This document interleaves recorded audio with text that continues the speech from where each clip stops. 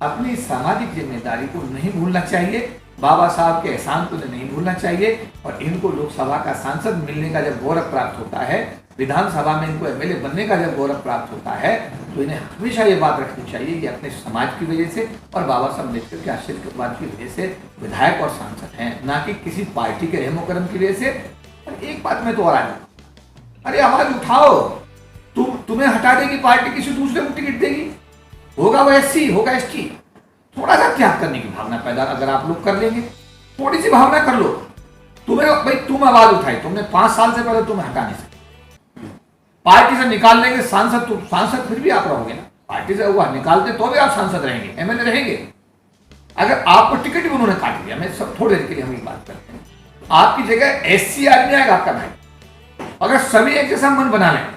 कि मुझे अपने समाज की आवाज उठानी है और मुझे त्याग करना है, 5 साल कोई बात नहीं, मुझे बात नहीं देते, लेकिन इतना तो गारंटी है कि आपकी एससी की जगह एससी आएगा, एसटी की जगह एसटी आएगा, जनरल नहीं आ सकता। और अगर समाज का हर व्यक्ति ये मन बना ले कि मुझे अपने समाज की आवाज उठानी है, तो मुझे लगता है समाज को नई दिशा मिल जाएगी।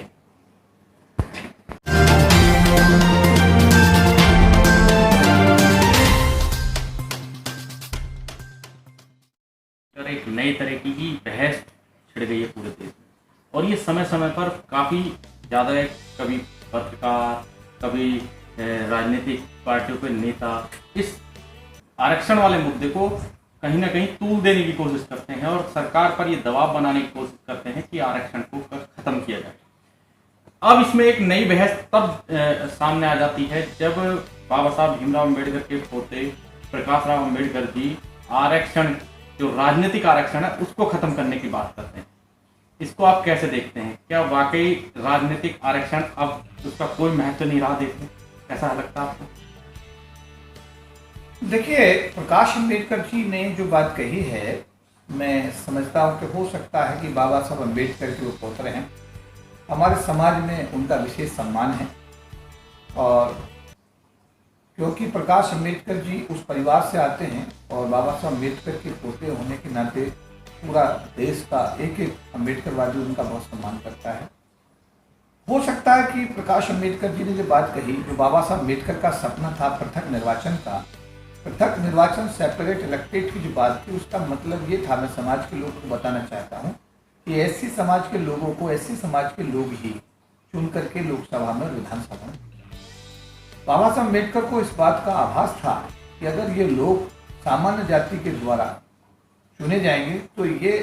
अपनी जिम्मेदारी, जो सामाजिक जिम्मेदारी है, उसका निर्वहन लोकसभा विधानसभा नहीं कर पाए। इसलिए बाबा साहब अम्बेडकर ने एक लंबा संघर्ष किया, लंबा आंदोलन हुआ और उन्होंने इस बात की बहुत कोशिश की कि ये पृथक निर्वाचन जो है हमारे एससी एसटी समाज के प्रतिनिधियों के लिए ये होना चाहिए। लेकिन गांधी जी इस बात पर अड़े और उनके सामने जब व्यवस्थाएं कई सारी ऐसी रही, तो बाबा साहब अम्बेडकर उस समय, क्योंकि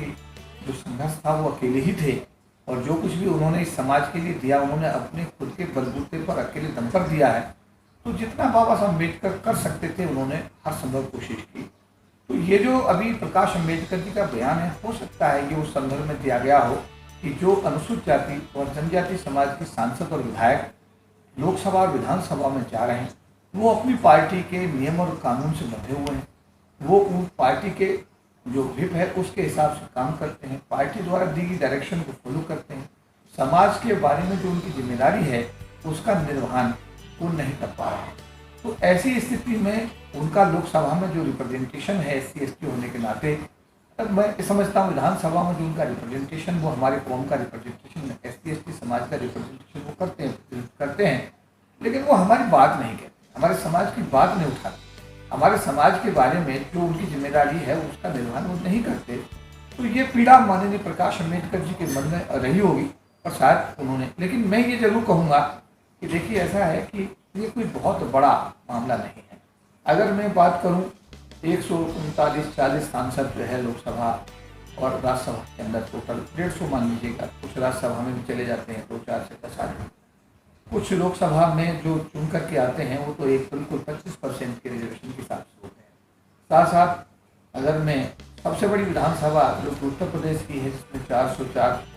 विधायक चुन करके आते हैं, उसमें 25% के हिसाब से 101 विधायक एससी एसटी समाज के जाते हैं। इसी टाइप से हर विधानसभा में 25% का आरक्षण है, तो हर विधानसभा की टोटल संख्या का 1/4 SC और ST समाज के लोग वहाँ पर आ जाते हैं। तो उस स्थिति में मैं ये कहूँगा ये संख्या 2,500-3 हज़ार के आसपास। तो मैं कहूँगा कि बाबा साहब के दिए हुए आरक्षण की वजह से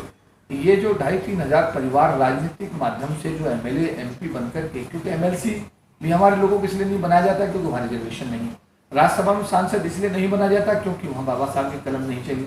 तो वहाँ पे कुछ लोग हैं, 2, 4, 6 लोग जो है जो पार्टी हाईकमान के बड़े करीबी होते हैं, तो उन लोगों को वो कई बार मोबिलाइज कर देते हैं। तो संख्या जैसे जो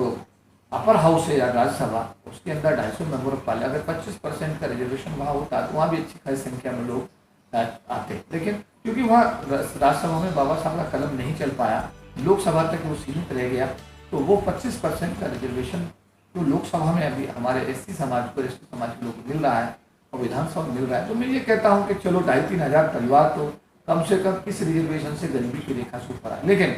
समाज की पीड़ा अपनी जगह बिल्कुल सही है।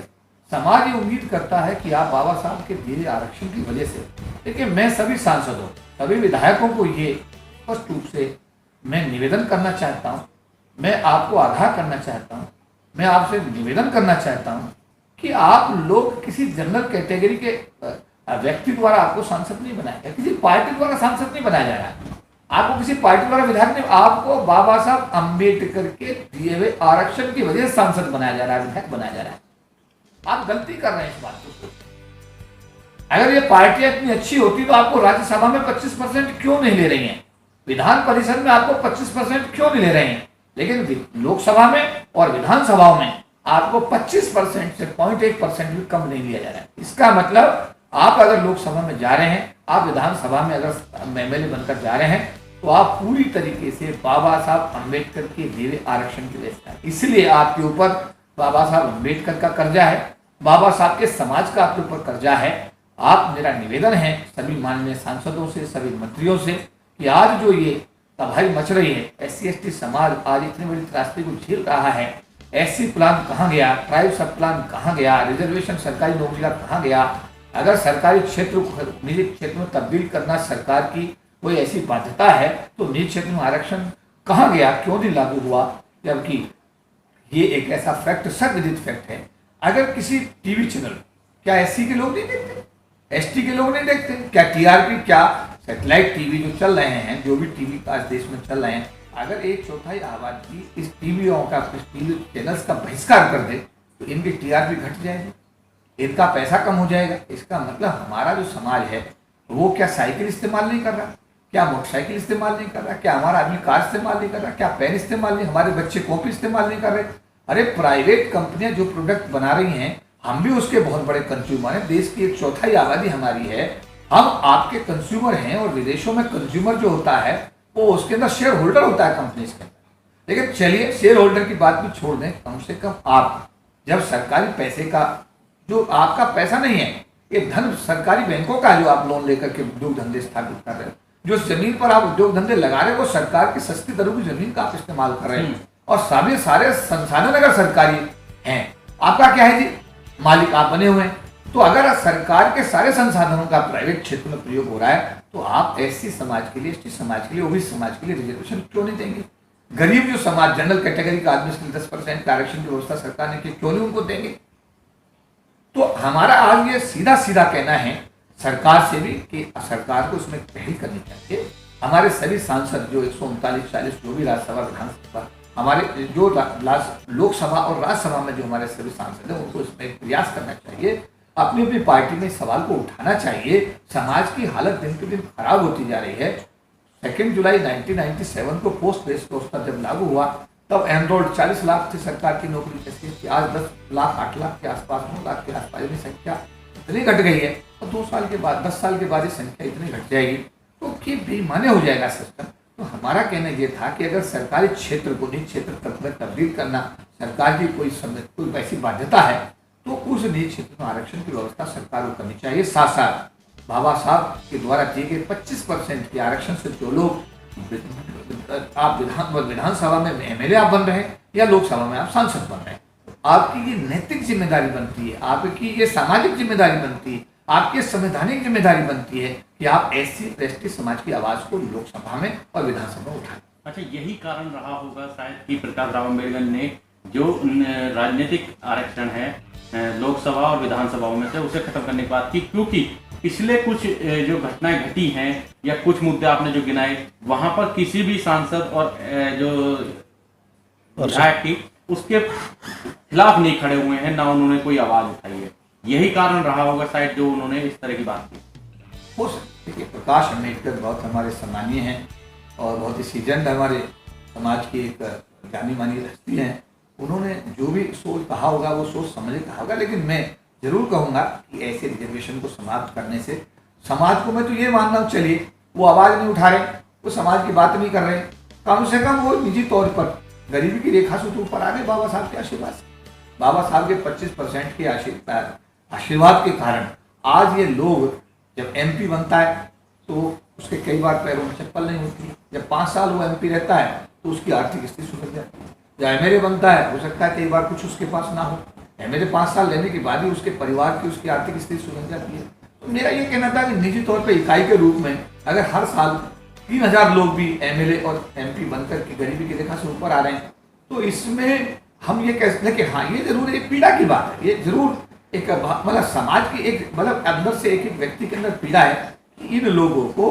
अपनी सामाजिक जिम्मेदारी को नहीं भूलना चाहिए, बाबा साहब के एहसान को नहीं भूलना चाहिए, और इनको लोकसभा का सांसद मिलने का जब गौरव प्राप्त होता है, विधानसभा में इनको एमएलए बनने का जब गौरव प्राप्त होता है, तो इन्हें हमेशा ये बात रखनी चाहिए कि अपने समाज की वजह से और बाबा साहब अम्बेडकर के आशीर्वाद की वजह से विधायक और सांसद हैं, ना कि किसी पार्टी के रहमो करम की वजह से। और एक बात में तो और आया, अरे आवाज उठाओ, तुम्हें हटा देगी पार्टी, किसी दूसरे को टिकट देगी, होगा वो एससी होगा एसटी, थोड़ा सा त्याग करने की भावना पैदा अगर आप लोग कर लेंगे, थोड़ी सी भावना कर लो, तुम्हें भाई तुम आवाज उठाई, तुमने 5 साल से पहले तुम्हें हटा नहीं सकते, पार्टी से निकाल लेंगे सांसद, तो सांसद फिर भी आप रहोगे ना, पार्टी से हुआ निकालते तो भी आप सांसद रहेंगे, एमएलए रहेंगे। अगर आपको टिकट भी उन्होंने काट दिया, मैं सब थोड़ी देर के लिए हम ये बात करते हैं, तो आपकी जगह एससी आदमी आएगा आपका भाई। अगर सभी एक जैसा मन बना लें कि मुझे अपने समाज की आवाज उठानी है और मुझे त्याग करना है, 5 साल कोई बात नहीं, मुझे बात नहीं देते, लेकिन इतना तो गारंटी है कि आपकी एससी की जगह एससी आएगा, एसटी की जगह एसटी आएगा, जनरल नहीं आ सकता। और अगर समाज का हर व्यक्ति ये मन बना ले कि मुझे अपने समाज की आवाज उठानी है, तो मुझे लगता है समाज को नई दिशा मिल जाएगी।